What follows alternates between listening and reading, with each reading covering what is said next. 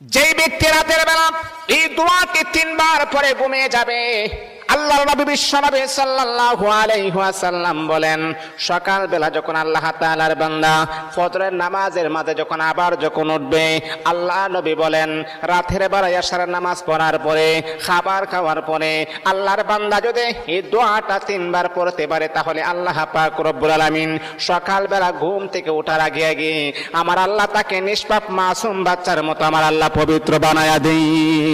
দোয়াটা সবাই আমরা জানি, আমরা সবাই কিন্তু দোয়াটা জানি, কিন্তু আমরা আমল করি না। দোয়াটা হলো আস্তাগফিরুল্লাহাল্লাযী লা ইলাহা ইল্লা হুয়াল হাইয়ুল কাইয়্যুম ওয়া আতুবু ইলাইহি লা হাওলা ওয়ালা কুওয়াতা ইল্লা বিল্লাহিল আলিয়্যিল আযীম।